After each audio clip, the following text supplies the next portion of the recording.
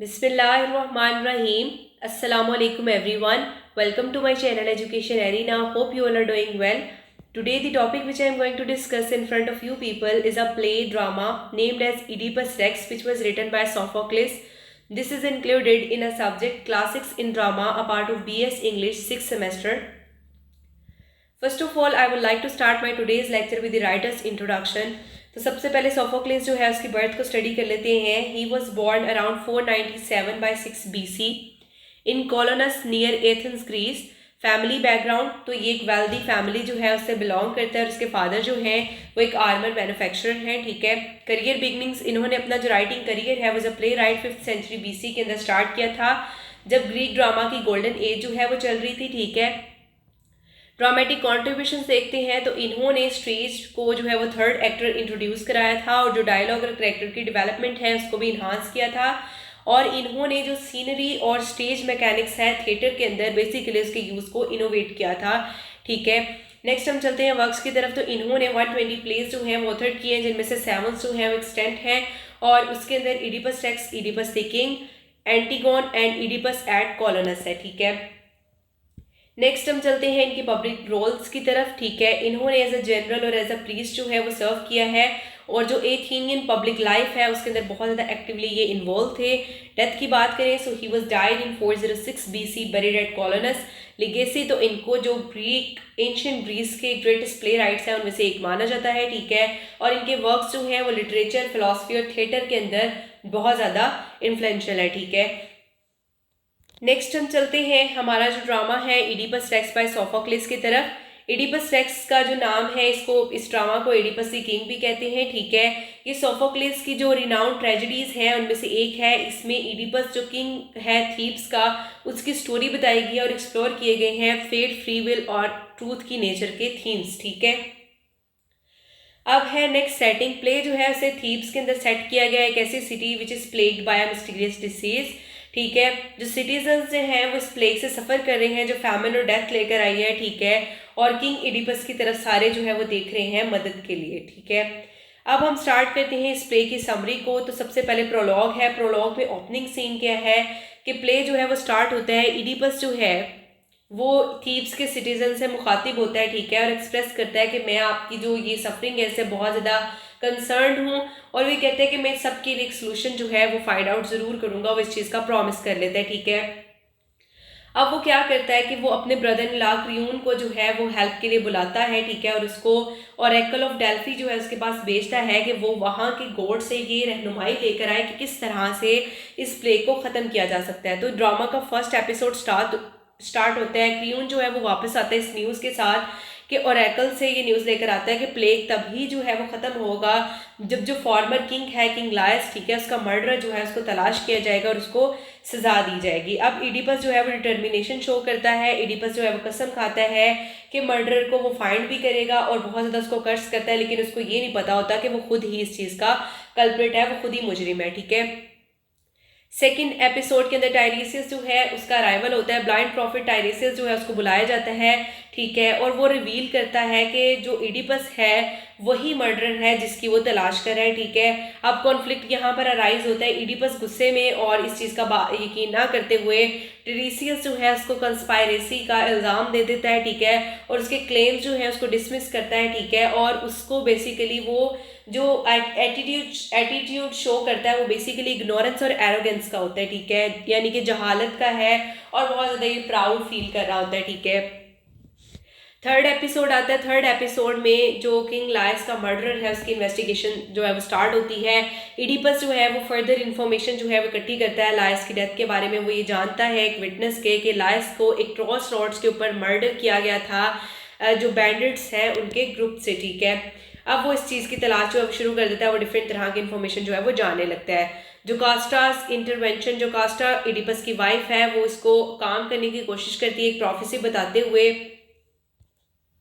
जो ये प्रिडिक्ट करती है कि किंग लायस को उसका अपना बेटा जो है वो कत्ल करेगा, ठीक है। तो वो डिसमिस करती है प्रोफेसिस की इंपॉर्टेंस को और बिलीव करती है कि प्रोफेसिस जो है सच नहीं होती, ठीक है, और इनको जो है इतना सीरियस नहीं लेना चाहिए, ठीक है, क्योंकि वो कहती है कि इसी तरह से एक प्रोफेसी की गई थी कि जो किंग लायस का बेटा है, ठीक है, यानी कि जो मेरा बेटा है वो किंग लायस को यानी कि मेरे हस्बैंड को जो है, अपने फादर को जो है वो कत्ल करेगा और अपनी मदर से जो है वो शादी करेगा। वो कहती है ये तो पूरा नहीं हुआ, तो इसलिए प्रोफेसीज जो है वो उनकी इंपॉर्टेंस को वो डिसमिस करती है। 4th एपिसोड में क्या होता है, ट्रूथ जो है वो अनरेवल होता है, ट्रूथ का पता चलता है। इडिपस जो है वो इन्वेस्टिगेट करता है और ज़्यादा वो लर्न करता है कि उसको अडॉप्ट किया गया था, वो एक प्रोफेसी को रिकॉल करता है, ठीक है, जो उसको यूथ में रिसीव हुई थी कि जो ये बताती थी कि वो अपने फादर को किल करेगा और अपनी मदर से जो है वो शादी करेगा।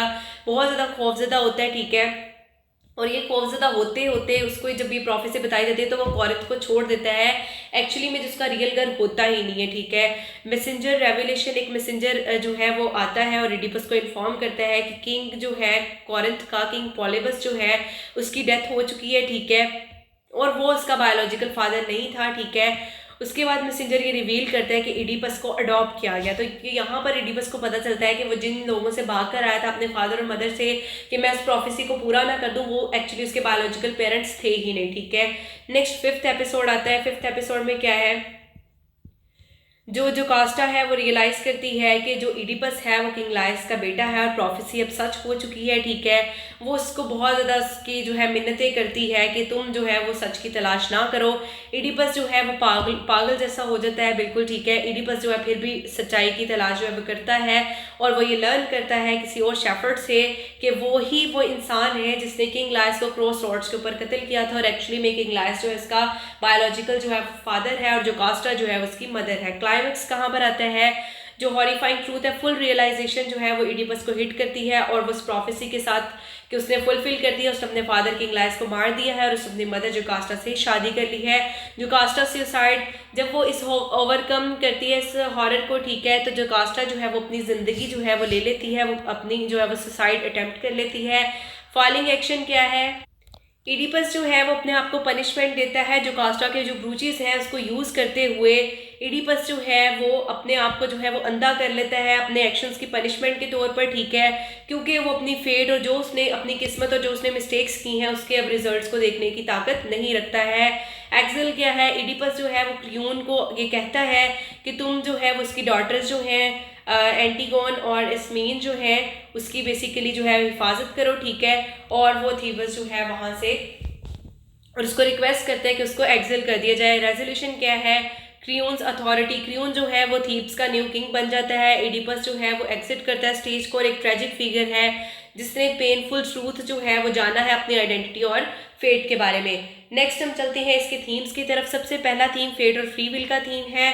जो प्ले है वो एग्जामिन करता है कि फेट इंसान की जो है और इंडिविजुअल की जो चॉइस है उसके दरम्यान में टेंशन है, बेसिकली सजेस्ट करते हैं कि इंसान की जो डेस्टिनी है उससे इंसान बच नहीं सकता, ठीक है। नेक्स्ट जो थीम है वो बेसिकली नॉलेज और इग्नोरेंस का है। इडिपस की जो क्वेस्ट है ट्रूथ के लिए, बेसिकली उसी से उसका जो है वो डाउनफॉल होता है, ठीक है। जो उसका इग्नोरेंस जब तक उसको अपने पास का नहीं था पता, ठीक है, तो वो अपने आप को बचाया हुआ था, ठीक है, जब तक कि उसको ट्रूथ का पता चला, ठीक है, और उसके बारे में उसको ट्रूथ भी ये पता चला कि उसने अपने फादर को किल कर दिया, अपनी मदर से शादी कर ली है, ठीक है।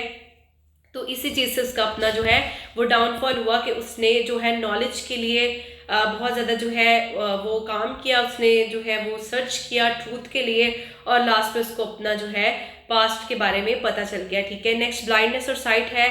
जो ब्लाइंडनेस का मोटिव है वो बहुत ज़्यादा क्रूशियल है, ठीक है। जो टायरीसियस है वो फिजिकली अपने आप को ब्लाइंड कर लेता है, ठीक है। जो टायरीसियस होता है फिजिकली ब्लाइंड है लेकिन बहुत ज़्यादा इंसाइटफुल है, लेकिन इडिपस जो है वो देख सकता है लेकिन मेटाफोरिकली वो अपनी आइडेंटिटी के बारे में उसे नहीं पता चलता। तो यहाँ पर ब्लाइंडनेस और साइट का बताया गया है। नेचर ऑफ गिल्ट है, ठीक है। जो प्ले है वो एक क्वेश्चन रेज करता है मॉरल रिस्पॉन्सिबिलिटी और गिल्ट के बारे में, ठीक है, और पर्टिकुलरली जो इसका जो रिलेशन है एक्शंस के साथ, ठीक है, जो फेट के इन्फ्लुएंस के अंडर बेसिकली लिए जाते हैं, ठीक है। तो ये आज का हमारा जो है लेक्चर था। Hope you guys understand my lecture, my video, so please do like, share and subscribe my channel and press the bell icon for the latest updates.